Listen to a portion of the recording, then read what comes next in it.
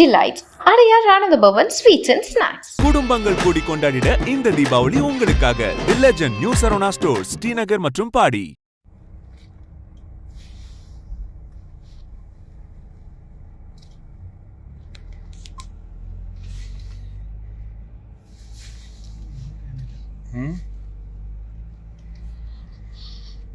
அன்பார்ந்த தோழர்களே,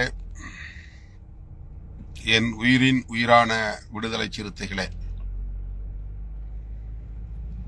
உங்கள் அனைவருக்கும் என்னுடைய பணிவார்ந்த வணக்கத்தை தெரிவித்துக் கொள்கிறேன்.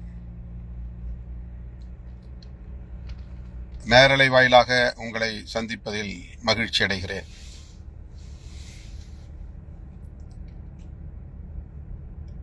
இன்று நமது கட்சியின் துணை பொதுச் செயலாளர் ஆதவ் அர்ஜுனா அவர்கள் இடைநீக்கம் செய்யப்பட்ட அறிவிப்பை அனைவரும் கவனித்திருப்பீர்கள். அரசியல் தளத்தில் இன்றைக்கு இது குறித்து பலரும் பல்வேறு கருத்துக்களை பகிர்ந்து வருகின்றனர். இது தொடர்பாக கட்சி தோழர்களுக்கு சில விளக்கத்தை சொல்ல வேண்டும். ஆகவே இந்த நேரலை வாயிலாக உங்களை நான் சந்திக்கிறேன். பயணத்தில் இருக்கிறேன்.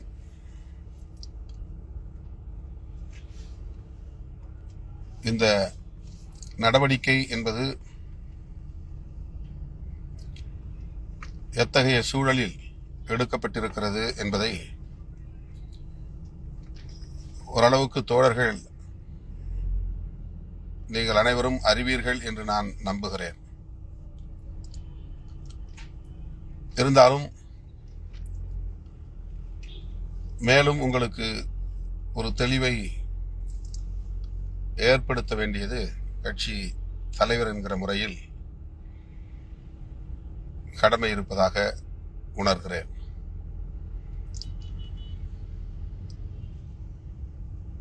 இன்றைக்கு காலையில் இந்த நடவடிக்கையை எடுத்த அதே வேளையில் தமிழக முதல்வரை தலைமைச் செயலகத்தில் சந்திக்கக்கூடிய ஒரு சூழலும் இயல்பாக அமைந்துவிட்டது. இதையும் கூட இன்றைக்கு பலரும் பல்வேறு யூகங்களின் அடிப்படையில் மனம் போன போக்கில் பேசி வருகிறார்கள்.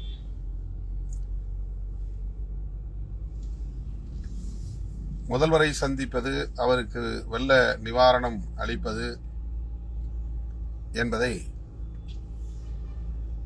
7ஆம் தேதி நம்முடைய தலைமையகத்தில் ஒரு புத்தக அறிமுக நிகழ்ச்சி நடந்ததும் தோழர் ரவிக்குமார்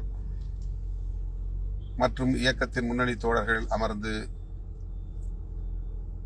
உரையாடிய பின்னர் விழுப்புரம் மாவட்டத்தில் பாதிக்கப்பட்ட மக்களை சந்திக்க வேண்டும் என்பது குறித்து ரவிக்குமார் அவர்களும் நானும் பேசிக்கொண்டோம். நூற்றுக்கணக்கான கிராமங்களுக்கு எப்படி போய் அவர்களை சந்திப்பது, அவர்களுக்கு நாம் இழப்பீடு தருவது அல்லது பொருளுதவி செய்வது, அது பெரும் சுமை. அதாவது நேரம் நிறைய தேவைப்படும், நாள் கணக்கிலே மக்களை சந்திக்க வேண்டியிருக்கும் என்பதையெல்லாம் பேசிக் கொண்டிருந்த நிலையில்தான் முதலமைச்சர் பொது நிவாரண நிதிக்கு நாம் ஏதேனும் நிதியை கொடுக்கலாம், அந்த நிதி அந்த மக்களுக்கு பரவலாக போய் சேரும். நாம் 10 லட்சம் ரூபாய்க்கு பொருள் வாங்கினால் கூட அனைத்து கிராமங்களுக்கும் அதை கொண்டு போய் சேர்க்க முடியாது. ஆகவேதான் இந்த 10 லட்சம் ரூபாயை எப்படி திரட்டுவது என்ற நிலைப்பாட்டை நாங்கள் பேசி முடிவெடுத்தோம். சட்டமன்ற உறுப்பினர்களும் நாடாளுமன்ற உறுப்பினர்களும் அவரவர் சம்பளத்தை கொடையாக வழங்குவது, நாடாளுமன்ற உறுப்பினர்கள் என்கிற முறையில் நானும் தோழர் ரவிக்குமார் அவர்களும் 2 மாத சம்பளத்தை வழங்குவது, சட்டமன்ற உறுப்பினர்கள் 1 மாத சம்பளத்தை வழங்குவது என்றெல்லாம் பேசி முடிவு செய்து அதை முதல்வரிடத்திலே எப்படி ஒப்படைப்பது? திங்கட்கிழமை காலை 9:50 மணிக்கு விமானம் புதுதில்லிக்கு செல்ல வேண்டும். 8ஆம் தேதி ஞாயிற்றுக்கிழமை மதுரையிலே நிகழ்ச்சி. மாலை 5:30 மணிக்கு நான் விமானம் பிடித்து சென்னைக்கு திரும்ப வேண்டும். ஆகவே 8ஆம் தேதி மாலை 6 மணிக்கு மேல் அல்லது 7 மணிக்கு மேல் முதல்வருடைய அனுமதியை பெற வேண்டும். அல்லது 9ஆம் தேதி காலை விமான நேரத்தை மாற்றிக்கொள்ள வேண்டும். இந்த அடிப்படையிலே அவருடைய ஒப்புதலை பெறுவதற்கு ரவிக்குமார் அவரிடத்திலே நான் சொல்லியிருந்தேன். நீங்களே முதலமைச்சருடைய உதவியாளரை தொடர்பு கொண்டு ஒரு நேரத்தை கேளுங்கள் என்று சொல்லியிருந்தோம். அது தனி நடவடிக்கை. அவ்வாறு கேட்டதற்கு அவர்கள் காலை 9 மணிக்கு, அதாவது இன்றைக்கு காலை 9 மணிக்கு வர வேண்டும் என்று தகவல் தரப்பட்டது. நான் 6:30 மணிக்கு முதல்வருடைய உதவியாளரை தொடர்பு கொண்டு 9 மணிக்கு எங்களால் வர இயலாத சூழல் இருக்கிறது, நான் டெல்லிக்கு செல்வதை கூட தள்ளி வைக்கிறேன், மாலையில் ஏதேனும் ஒரு நேரத்தை ஒதுக்குங்கள் என்று சொன்னபோது 12:30 மணிக்கு வாருங்கள் நண்பகல் வேளையில் என்று சொல்லியிருந்தார்கள். இப்படித்தான் அது முடிவானது. இதற்கும் அர்ஜுனா அவர்கள் மீது எடுத்த நடவடிக்கைக்கும் எந்த தொடர்பும் இல்லை. ஆனால் அதை தொடர்புபடுத்தி வேண்டுமென்றே நம்மை பிடிக்காதவர்கள் பேசுகிறார்கள். அது ஒரு புறம் இருக்கட்டும். ஆதவ அர்ஜுனா அவர்கள் 6ஆம் தேதி மாலை எல்லோருக்குமான அம்பேத்கர் என்கிற நூல் வெளியீட்டு விழாவில் பங்கேற்று உரையாற்றுகிறார். 6ஆம் தேதி நான் அரியலூர் மாவட்ட சுற்றுப்பயணத்தில் இருக்கிறேன்.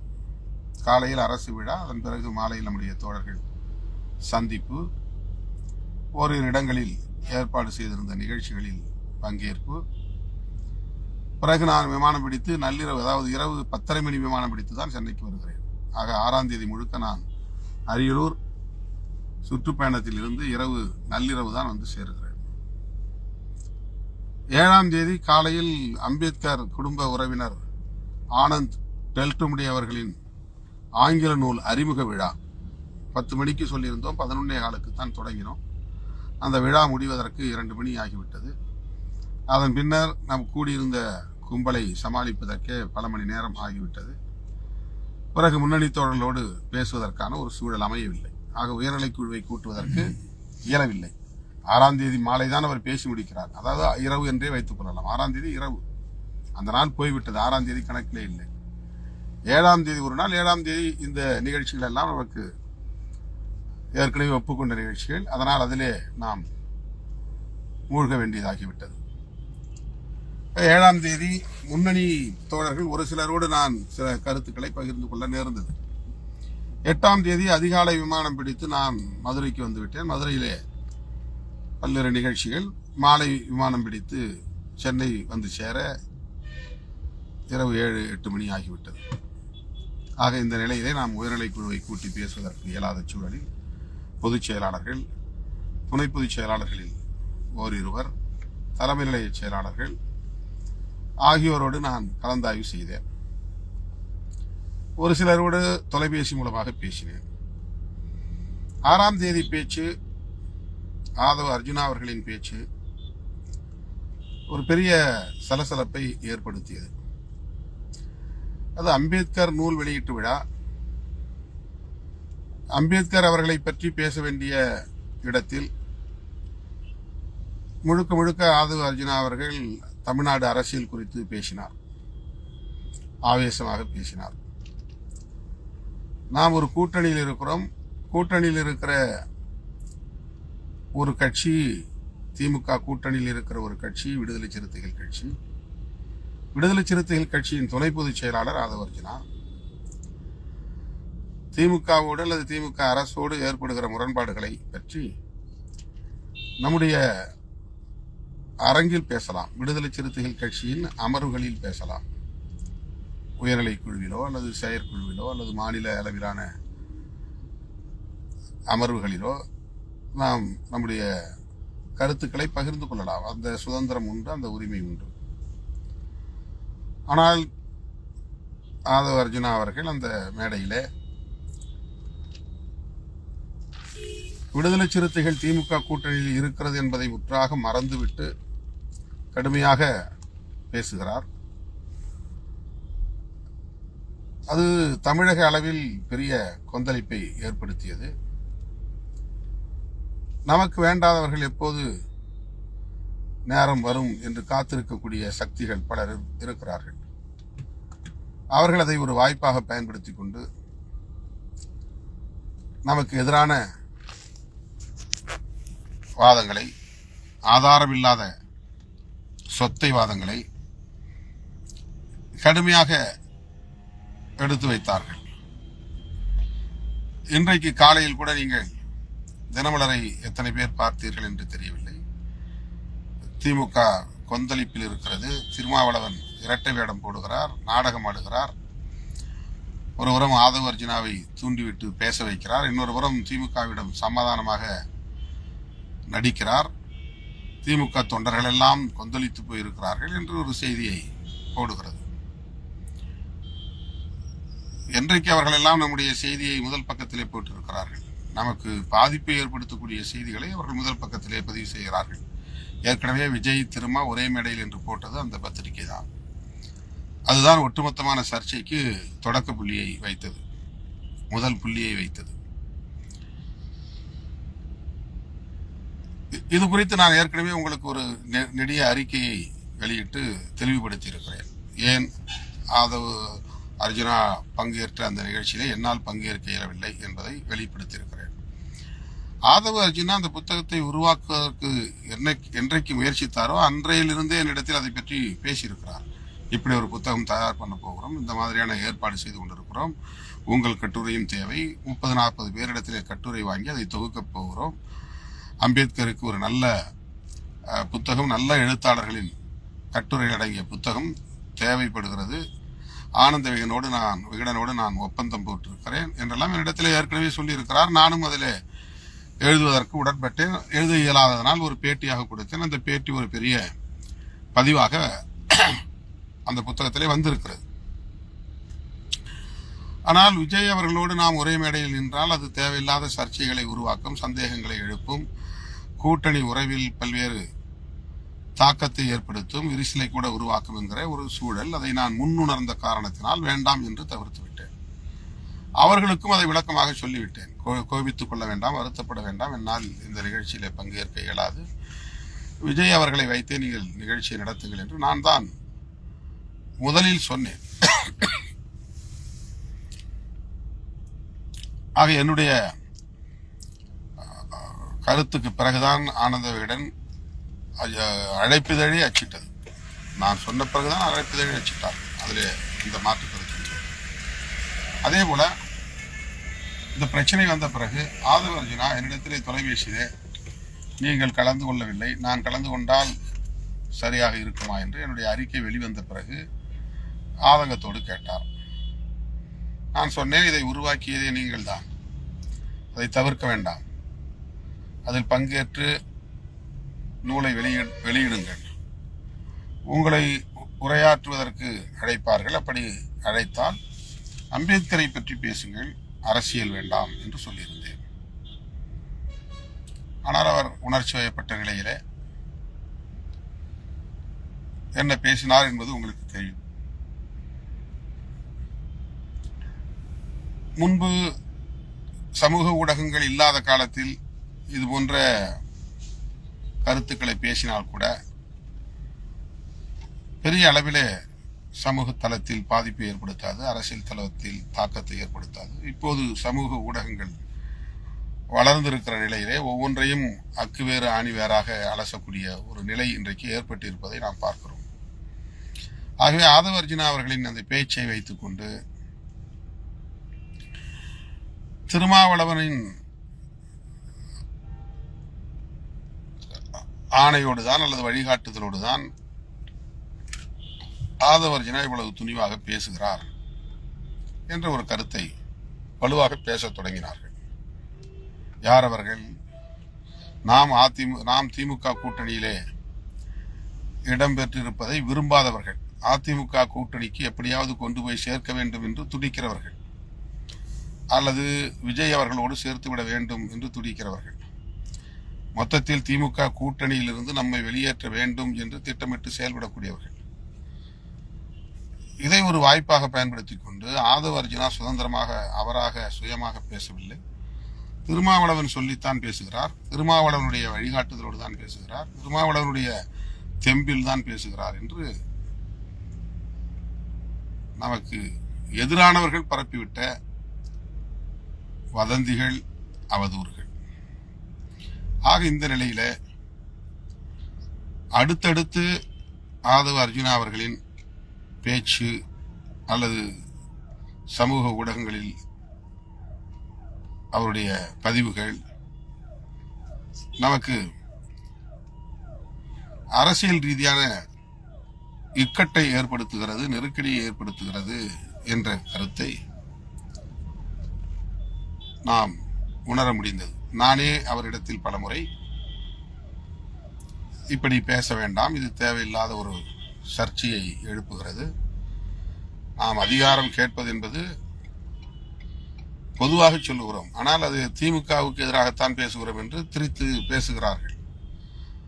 நாம் கூடுதலான இடங்களை பெற வேண்டும், அமைச்சரவையில் இடம்பெற வேண்டும் என்று விரும்புவது இயல்பானது.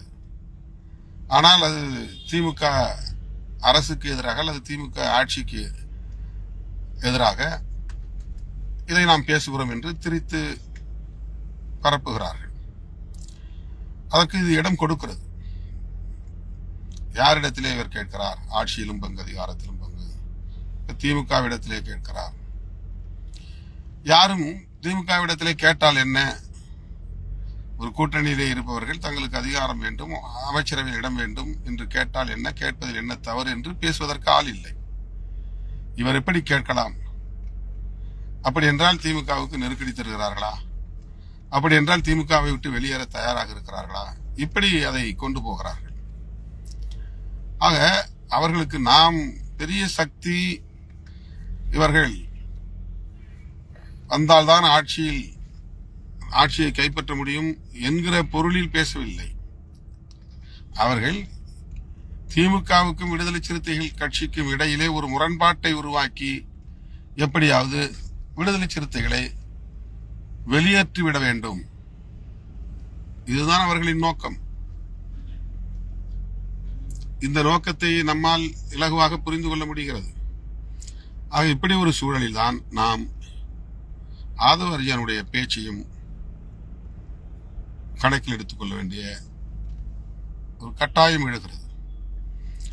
அவருக்கு நான் மேடைக்கு போவதற்கு முன்பே சொல்லியிருந்தேன், ஆனால் அதை அவர் பொருட்படுத்தியதாக தெரியவில்லை. அதற்கு முன்னதாக நாம் வெள்ள நிவாரணம் குறித்து தமிழக அரசின் நடவடிக்கைகள்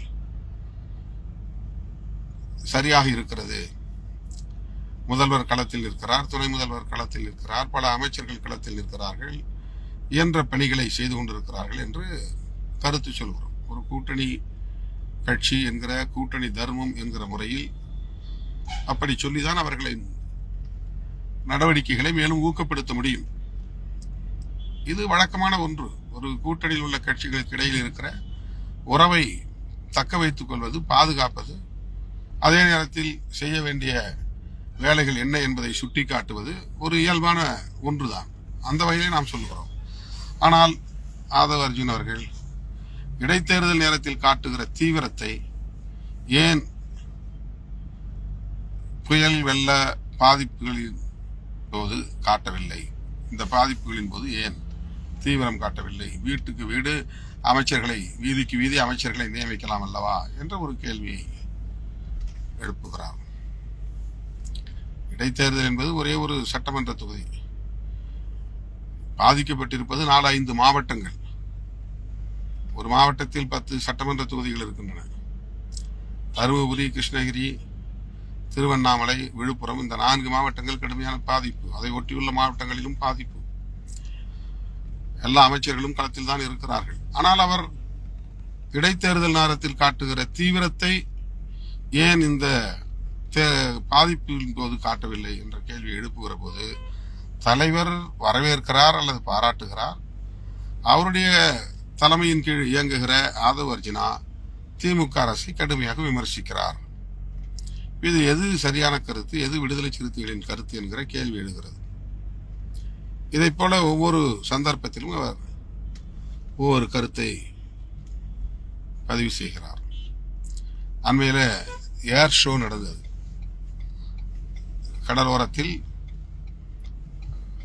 இந்த விமான சாகச காட்சிகள், லட்சக்கணக்கான மக்கள் திரண்டார்கள். அதில் நெரிசல் ஏற்பட்டது, மூச்சு திணறல் ஏற்பட்டது. எதிர்கட்சியாக இருக்கிற அதிமுக, பாமக, பாஜக போன்றவர்கள் எப்படி விமர்சித்தார்களோ அதே போல நாம் கூட்டணியில் இருக்கிற ஒரு சூழலில் ஆதவ் அர்ஜுனா அவர்கள் அதை கடுமையாக விமர்சித்து பதிவு செய்கிறார். எக்ஸ் தளத்திலே பதிவிட்டிருந்தார். அது ஒரு சர்ச்சையாக மாறியது.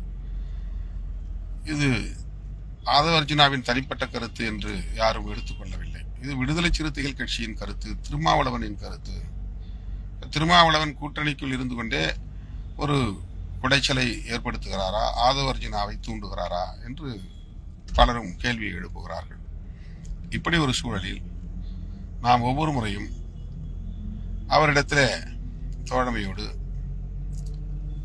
நாம் கூட்டணியில் இருக்கிற சூழலில் கூட்டணியின் நலன்கள் பாதிக்கப்பட்டு விடக்கூடாது. கூட்டணியில பல கட்சிகள் இருக்கின்றன, ஒரு கட்சி அல்ல. வெறும் திமுக விடுதலை சிறுத்தைகள் மட்டும் அல்ல. காங்கிரஸ் இருக்கிறது, 2 கம்யூனிஸ்டுகள் இருக்கிறார்கள், இந்திய கம்யூனிஸ்ட் கட்சி இருக்கிறது, மார்க்சிஸ்ட் கம்யூனிஸ்ட் கட்சி, இந்திய யூனியன் முஸ்லீம் லீக், மனிதநேய மக்கள் கட்சி, தமிழக வாழ்வுரிமை கட்சி என்று பல கட்சிகள் இருக்கின்றன. இப்போ அது எல்லா கட்சிகளுக்குமான பிரச்சனையாக மாறுகிறது. எல்லா கட்சிகளும் அது குறித்து கருத்து சொல்ல வேண்டிய நெருக்கடிக்கு ஆளாக்கப்படுகிறார்கள். உங்க கூட்டணியில் இருக்கிற ஒருவர் இப்படி பேசுகிறாரே, இதை பற்றி உங்கள் கருத்து என்ன என்று போகிற இடங்களில் காங்கிரஸை பார்த்து கேட்கிறார்கள், கம்யூனிஸ்டுகளை பார்த்து கேட்கிறார்கள், இப்படி முஸ்லீம் அமைப்புகளை பார்த்து கேட்கிறார்கள். இந்த நிலையில யாருக்கு இது நெருக்கடி? மீண்டும் பதில் சொல்ல வேண்டிய பொறுப்பு எனக்கு வருகிறது. ஆகவே அர்ஜுன் அவர்களிடத்திலே நீங்கள் உணர்ச்சி வயப்பட வேண்டாம். அரசை நாம் கேள்வி கேட்பது அல்லது அரசிடம் கோரிக்கை வைப்பது, அரசிடம் உரிமை கோருவது, அதிலே நமக்கு எந்த கட்டுப்பாடும் தேவையில்லை. நாம் சுதந்திரமாக கேட்கலாம். ஆனால் ஒரு கூட்டணி கட்சி, தோழமை கட்சி எப்படி அணுகுவது என்பது ஒரு முக்கியமான ஸ்ட்ராட்டஜி. எதிர்கட்சியை போல செயல்பட்டால் நமக்கு அரசியல் தெரியவில்லை என்று பொருள். ஒன்று வெளியே இருந்து எதிர்கட்சியாக செயல்பட வேண்டும், அல்லது உள்ளே இருந்து கொண்டு தோழமையோடு சுட்டி காட்ட வேண்டும். இப்போ நாம் ஒரு கூட்டணிக்குள்ளே இருக்கிற போது தோழமையோடு சுட்டி காட்டுவதுதான் அணுகுமுறையாக இருக்க முடியும். அதுதான் நாகரிகமான அரசியல். இதைத்தான் ஆதவ் அர்ஜுனா அவரிடத்திலே நான் அவ்வப்போது சுட்டி காட்டியிருக்கிறேன். அவருக்கு ஒரு தீவிரமான அரசியலை மேற்கொள்ள வேண்டும், தமிழக அரசியலில் ஒரு புதிய நிலைப்பாட்டை எடுக்க வேண்டும், கூட்டணி ஆட்சியை இங்கே கொண்டு வர வேண்டும் என்கிற அடிப்படையிலே அவர் தன்னுடைய கருத்துக்களை எல்லாம் பதிவிடக்கூடிய சூழல் வந்ததால் ஒரு முறைக்கு 2 முறை, 2 முறைக்கு 3 முறை என்று அவரிடத்திலே நாம் விவரங்களை சொல்ல வேண்டியிருந்தது, வழிகாட்டுதலை தர வேண்டியிருந்தது, அறிவுறுத்தல் செய்ய இருந்தது. ஆனால் அவர் அதை காதில் போட்டுக் கொள்ளவில்லை, கவனத்தில் கொள்ளவில்லை என்கிற ஒரு இக்கட்டு உருவான பிறகுதான் நான் அந்த முடிவை எடுக்க நேர்ந்தது. கூட இருக்கிற முன்னணி தோழர்களிடத்திலே, தலைவரிடத்திலே கருத்து கேட்பது என்பது ஒரு ஜனநாயக நடைமுறை. நடவடிக்கை எடுப்பது என்பது நான் முழுமையாக உடன்பட்டு மனம் அதற்கு இடம் கொடுத்து அந்த அடிப்படையில் தான் இந்த நடவடிக்கையை எடுக்க முடியும். கூட இருக்கிற கட்சி தோழர்கள், முன்னணி தோழர்கள் அழுத்தம் கொடுத்து அதற்கு நான் இணங்கி அந்த அடிப்படையிலே நடவடிக்கை எடுத்து விட்டேன் என்பதோ, அல்லது திமுக அழுத்தம் கொடுத்து அந்த அழுத்தத்துக்கு பணிந்து அதன் அடிப்படையில் நான் நடவடிக்கை எடுத்து விட்டேன் என்று சொல்லுவதெல்லாம் தவறான கருத்து. தவறான கருத்து என்பதை விட பிதற்றல், காழ்ப்புணர்ச்சி கொண்டவர்கள் நம் மீது சுமத்துகிற குற்றச்சாட்டுகள். இது என்னுடைய லீடர்ஷிப் என்பதையே கேள்விக்குள்ளாக்கக்கூடிய ஒரு கருத்து அல்லது விமர்சனம். அப்படி எந்த அழுத்தமும் இல்லை, உடன்பாடு இல்லாமல் எடுத்த நடவடிக்கையும் இல்லை. நானே அவரிடத்தில் இது குறித்து பலமுறை பேசிய நிலையில் மீண்டும் மீண்டும் இந்த சூழல் உருவாகி இருக்கிறது அவருடைய அணுகுமுறைகளால் அல்லது நடவடிக்கைகளால். எனவே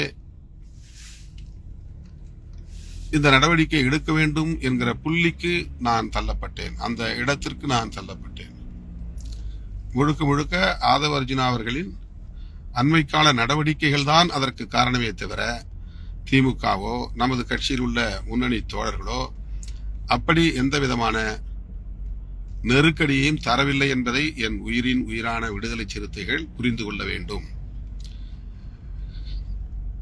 இந்த 35 ஆண்டு கால பொது வாழ்க்கையில் 10 ஆண்டு காலம் தேர்தல் புறக்கணிப்பு அரசியல் என்கிற அந்த காலகட்டத்திலும் சரி, 1999 பிறகு இந்த நாள் வரையில் 25 ஆண்டு கால தேர்தல் அரசியல் களத்திலும் சரி, நான் இதுவரையில் 2 பேர் மீதுதான் முக்கிய பொறுப்பில் இருந்தவர்கள் மீது நடவடிக்கை எடுத்திருக்கிறேன். ஒரு நபர் உங்களுக்கு தெரியும், தீவிர இடதுசாரி அரசியல் பேசிவிட்டு தீவிர வலதுசாரி அரசியலுக்கு போனவர். 3 மாத காலம் சஸ்பெண்ட், அவ்வளவுதான். அந்த 3 மாத காலத்திற்கு பிறகு வந்து என்னை சந்திக்க வேண்டும் என்றில்லை, அடுத்த நாளே கூட வந்து என்னை சந்தித்து என் மீது ஏன் நடவடிக்கை எடுத்தீர்கள் என்று கேட்டிருக்கலாம். அவர் கேட்கவில்லை, யாரோ அவருக்கு தவறான வழியை காட்டிவிட்டு அவர் கட்சியை விட்டு வெளியேறி போய்விட்டார். அது ஒன்று. அதற்கு அடுத்து இந்த 35 ஆண்டு கால அரசியலில் இப்போது ஆதவ அர்ஜுனா மீது நான் நடவடிக்கை எடுத்திருக்கிறேன். பொதுச் செயலாளர், துணை பொதுச் செயலாளர் என்கிற அந்த உயர்நிலை பொறுப்பிலே இருக்கக்கூடியவர்கள் மீது 2 பேர் மீது தான் இதுவரையில் நான் 35 ஆண்டு கால அரசியலில் நடவடிக்கை எடுத்திருக்கிறேன். மற்றபடி மாவட்ட அளவில் கட்சிக்குள்ளே வரக்கூடிய முரண்பாடுகள் அல்லது கட்சியின் கட்டுப்பாட்டை மீறி செயல்படுவது, கட்சிக்கு களங்கத்தை ஏற்படுத்தக்கூடிய வகையிலே செயல்படுவது, இந்த நடவடிக்கைகளை ஒழுங்கு நடவடிக்கை குழு பரிந்துரைக்கும், நான் கையெழுத்திடுவேன். அதுவும் ரொம்ப ரேரஸ்ட் அண்ட் ரேர் கேசஸ். எல்லாமே நடவடிக்கை எடுக்கிறது இல்லை, கூப்பிட்டு வச்சு பேசி சமாதானப்படுத்தி அனுப்பிச்சு விட்டுருவோம். ஒழுங்காயிருன்னு சொல்லி அவங்களுக்கு அறிவுரை சொல்லி அனுப்பிவிடுவோம். இனிமே அப்படி செய்யாத, பக்குவமாயிரு என்று அவர்களுக்கு புத்திமதி சொல்லி அனுப்பியிருக்கிறோம். இது என்னுடைய அணுகுமுறை. அடுத்து ஒரு ஒழுங்கு நடவடிக்கை எடுக்க வேண்டிய தேவை வருகிறோம். நம்முடைய கட்சியில பைலா இருக்கு, துணை விதிகள் இருக்கின்றன. அதுல தலித் அல்லாதவர்கள் மீது நடவடிக்கை எடுப்பது குறித்தும் ஒரு பிரிவு இருக்கு. இதெல்லாம் நான் பெங்களூர்ல உட்கார்ந்து 20 வருஷத்துக்கு முன்னாடி எழுதின சட்டம், அரசமைப்பு சட்டம் மாதிரி விடுதலை சிறுத்தைகள் கட்சிக்கு ஒரு அரசமைப்பு சட்டம் இருக்கிறது, கான்ஸ்டிடியூஷன் இருக்கிறது. அந்த கான்ஸ்டிடியூஷன்ல டிசிப்ளினரி ஆக்ஷன், ஒழுங்கு நடவடிக்கை பத்தி எழுதியிருக்கிறோம். எடுத்தெடுப்புல யாரையும் கட்சி விட்டு நீக்கிறது கூடாது. அவர் தப்பு செஞ்சாருன்னா அவரை கூப்பிட்டு வார்ன் பண்ணணும், வார்னிங், எச்சரிக்கை. திரும்ப திரும்ப செய்யறாரு சொன்னா அதன் பிறகு அவர் மீது ஏதேனும் தண்டனை கொடுக்கக்கூடிய நடவடிக்கை. அதிலும் முதலில் சஸ்பென்ஷன் தான், அப்புறம் தான் டெர்மினேஷன், நீக்கிறது. இது ஒரு நடைமுறை. ஒருத்தர் பிடிக்கலன்னா உடனே அவரை கட்சி விட்டு நீக்கிறது அப்படின்னு டிக்டேட்டர்ஷிப், ஒரு சர்வாதிகார அணுகுமுறையை நாம எப்பவும் கையில் எடுத்ததில்லை. எல்லாரும் தப்பு செய்யறோம், எல்லாரும் நம்ம அரசியல் கத்துக்கிட்டு பொது வாழ்க்கைக்கு வரல. நாம தண்ணியில குதிச்சு அதுக்கப்புறம் நீச்சல் கத்துக்கிட்ட மாதிரி தான். நீச்சல் அடித்து தரையில் நீச்சல் அடிச்சுட்டு தண்ணியில் போய் இறங்கி விளையாட முடியாது. தண்ணியில் குதிச்சுட்டு தண்ணியை குடிக்கிறோமோ நீந்தி கரையேறமோ அது பயிற்சியிலிருந்து நம்ம பக்குவப்பட்டு வெளியே வருவோம், அந்த திறமை வளர்த்துக்குவோம். அந்த மாதிரி தான் இன்றைக்கி நம்ம வந்து எனக்கு அரசியல் பாரம்பரியம் கிடையாது, ஒவ்வொருத்தருக்கும் அரசியல் பாரம்பரியம் கிடையாது. நம்ம அப்பா அம்மாவுக்கு யாருக்கும் அரசியல் தெரியாது, எந்த அரசியல் கட்சியிலையும் நம்முடைய அப்பா அம்மா உறுப்பினர்களாக இருந்தது கூட கிடையாது, ஓட்டு போட தெரியும், அவ்வளவுதான். அப்படிப்பட்ட நாம் வந்து நம்முடைய சொந்த கையை ஊன்றி சொந்த காலை ஊன்றி கரணம் அடிக்கிறோம். அதனால எல்லாருமே நம்ம நடவடிக்கை எடுக்கிறது இல்லை. ஏதாவது புகார் வந்தால் சரி வான்னு சண்டை போட்டு பேசி அனுப்பிச்சு போய் ஒழுங்கா வேலை செய்யணும்னு சொல்லி அனுப்புவோம். இந்த நிலையில தலித் அல்லாதவர்கள் மீது நடவடிக்கை எடுப்பதாக இருந்தால் ஒரு ஒன்றிய பொறுப்பில் இருந்தாலும் மாவட்ட பொறுப்பில் இருந்தாலும் மாநில பொறுப்பில் இருந்தாலும் மையக்குழு தான் அந்த நடவடிக்கை எடுக்க வேண்டும் என்கிற அதிகாரத்தை நாம் அதில் வைத்திருக்கிறோம். அங்கொன்றும் இங்கொன்றுமாக கட்சியிலே தலித் அல்லாதவர்கள் வந்து சேருகிற போது அவர்கள் மீது லோக்கல்ல இருக்கிற தோழர்கள் தங்கள் விருப்பம் போல நடவடிக்கை எடுத்து வெளியேற்றி விடக்கூடாது. அவர் மேல ஏதாவது புகார் இருந்தால் அது மையக்குழு. இப்ப மையக்குழு நம்ம ஒரு குழு இல்லை நம்மகிட்ட, சென்ட்ரல் கமிட்டிங்கிறது இப்ப நம்ம நிர்வாக முறையில இல்லை. தேர்தல் அரசியல் வந்த பிறகு ரொம்ப நாளா நம்ம அந்த சென்ட்ரல் கமிட்டி முறையை வச்சிருந்தோம். இப்ப வந்து உயர்நிலை குழு தான் முக்கியமான விஷயங்களை நம்ம பேசி முடிவு பண்றோம். இந்த சூழலில் ஆதவ் அர்ஜுனா அவர்கள் தலித் அல்லாதவர் என்கிற ஒரு நிலையில் அவர் மீது தலைமை நிர்வாகம் தான் முடிவெடுக்க முடியும். யாரோ ஒருத்தர் ஒழுங்கு நடவடிக்கை கூட்ட புகார் கொடுத்து ஒழுங்கு நடவடிக்கை குழு செயலாளர் உடனே அவரை நீக்கி சஸ்பென்ஷன் பண்ணியோ அல்லது டெர்மினேஷன் பண்ணியோ நீக்கி ஒரு முடிவெடுத்து என்ற கையெழுத்து வாங்க முடியாது. தலித் அல்லாதவர்கள் நிலை வருகிற போது தலைவர் பொதுச் செயலாளர்கள் கம்பல்சரியா இருந்து அதை பேசணும். அப்படிதான் இதை வந்து பேசணும். இப்போ தொடர்ச்சியா ஆதவ் அர்ஜுனா அவர்களுடைய நடவடிக்கைகள் கட்சியின் மீதான நன்மதிப்புக்கு நம்ம கட்சி மேல ஒரு மக்கள் மத்தியில் ஒரு நன்மதிப்பு இருக்கு. அந்த நன்மதிப்புக்கும் நம்பகத்தன்மை, இப்படின்னா இவங்க இப்படி இருப்பாங்க, இந்த மாதிரிதான் வந்து செயல்படுவாங்க, கூட்டணி தர்மத்தை பாதுகாப்பாங்க, பொதுமக்களுடைய நம்பிக்கையை பாதுகாப்பாங்க அப்படிங்கிற ஒரு நம்பகத்தன்மை இருக்கு, கிரெடிபிலிட்டி. அது வந்து குட் ஃபெய்த், நன்மதிப்பு. அந்த இரண்டுக்கும் பாதிப்பு ஏற்படக்கூடிய வகையிலே அமைந்துவிடக் கூடாது. ஆனால் அர்ஜுனா அவர்களின் அண்மைக்கால நடவடிக்கைகள் கட்சி மற்றும் தலைமையின் நன்மதிப்புக்கும் நம்பகத்தன்மைக்கும் பாதிப்பை ஏற்படுத்தக்கூடிய ஒரு சூழல் உருவாகி இருக்கிறது. பொதுவெளியிலே அத்தகைய விமர்சனங்கள் நடந்து கொண்டிருக்கின்றன. பொதுவெளியில கண்டபடி பேசுறாங்க. அதுதான் நம்முடைய நம்பகத்தன்மையை பாதிக்கும். தலைமை நிர்வாகிகளோடு கலந்தாய்வு செய்த பின்னர் அவர் மீது நடவடிக்கை எடுப்பது என்று இன்று காலையில் தான் முடிவு செய்கிறோம். 9 மணிக்கு நான் கூட முதல்வர் சந்திப்பை தள்ளி போடலாம், அல்லது எம்எல்ஏக்கள் போய் பார்த்து அந்த செக்கை கொடுக்கட்டும், நான் இந்த நடவடிக்கை சம்பந்தமாக கொஞ்சம் உட்கார்ந்து டிராஃப்ட் பண்ண வேண்டியிருக்கு என்று கூட கருதினேன், அதை சொன்னேன். ஆனால் முதல்வர் அழைத்த பிறகு நாம் போகவில்லை என்றால் அதையும் சில பேர் அரசியல்படுத்துவார்கள் என்பதனால் இந்த நடவடிக்கையும் சமகாலத்தில் எடுக்க வேண்டியிருந்தது. ஏன்னா 6ஆம் தேதி கூட்டம் முடியுது, 4 நாள் ஆச்சுன்றாங்க. 6ஆம் தேதி மாலை தான், இரவு தான் முடியுது. 7ஆம் தேதி ஒரு நாள், 8ஆம் தேதி ஒரு நாள், 2 நாள் தான் போயிருது. ஆனால் நேற்றே என்ன சொல்றாங்க, 4 நாள் ஆச்சு, ஏன் நடவடிக்கை எடுக்கல? 6ஆம் தேதி இரவுல இருந்து கணக்கு பண்ணா 7ஆம் தேதி இரவோட ஒரு நாள், 8ஆம் தேதி இரவோட ஒரு நாள், அப்படி எடுத்துக்கிட்டா 2 நாள் தான் போயிருக்கு.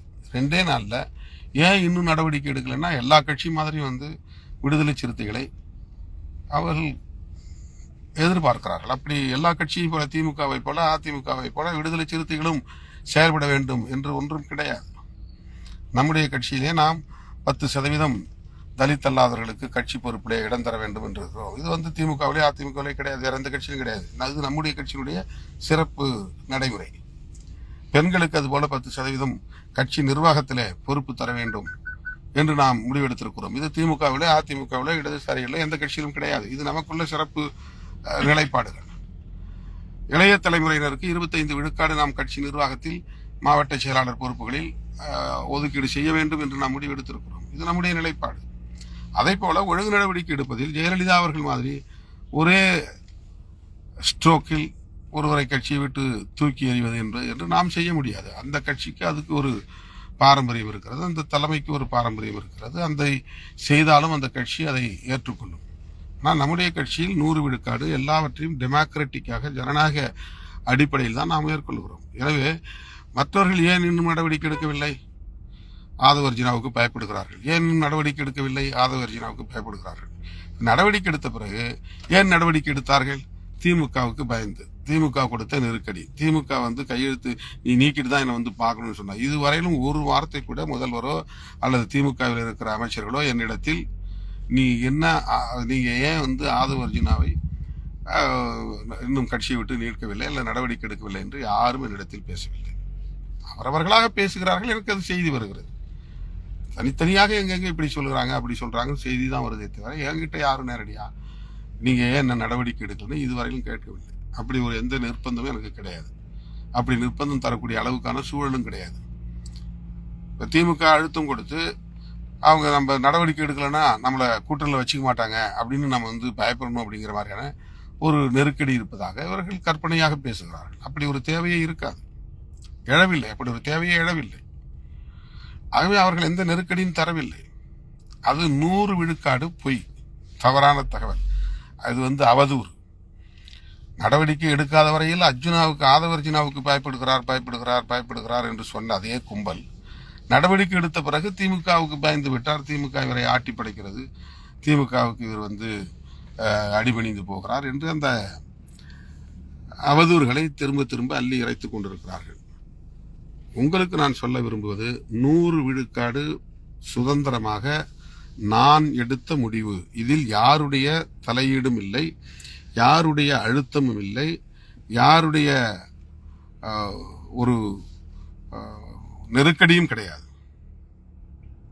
என் மீது நீங்கள் வைத்திருக்கிற நம்பிக்கையின் அடிப்படையில் இதை மறுபடியும் நான் மீளுறுதி செய்கிறேன். நான் சுதந்திரமாக எடுத்த முடிவு. நம்முடைய தோழர்களோடு கலந்து பேசுவது என்னுடைய ஜனநாயக அணுகுமுறை.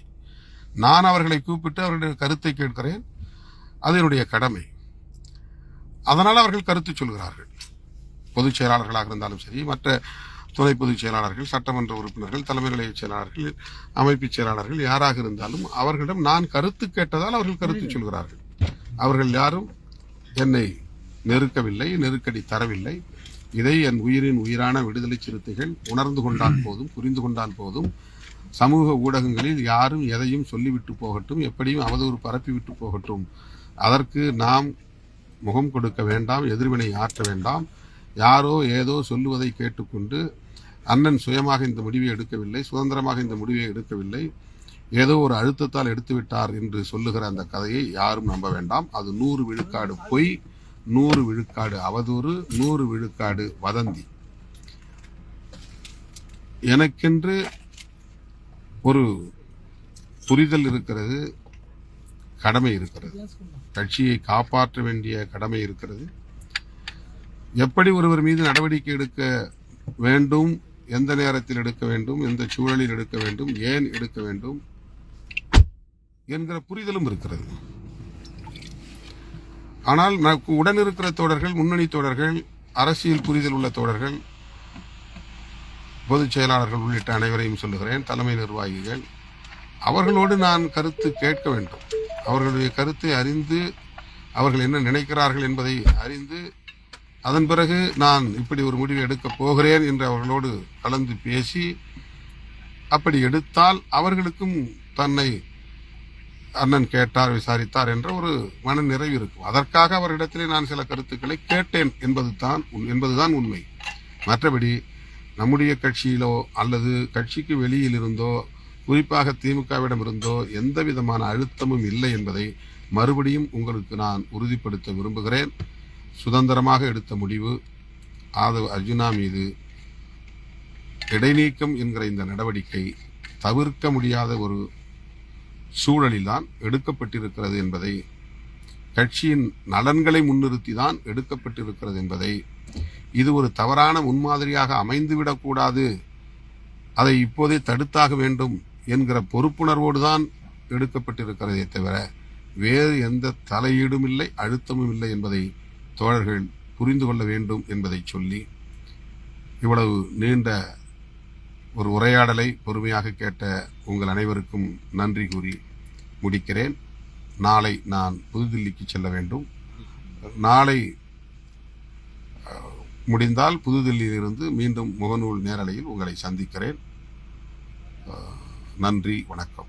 Festive sweet delights Adyar Ananda Pawan sweets and snacks. குடும்பங்கள் கூடி கொண்டாடிட இந்த தீபாவளி உங்களுக்காக தி legend new Saravana stores Srinagar மற்றும் பாடி. மின்னம்பலம்.com தமிழின் முதல் மொபைல் பத்திரிகை.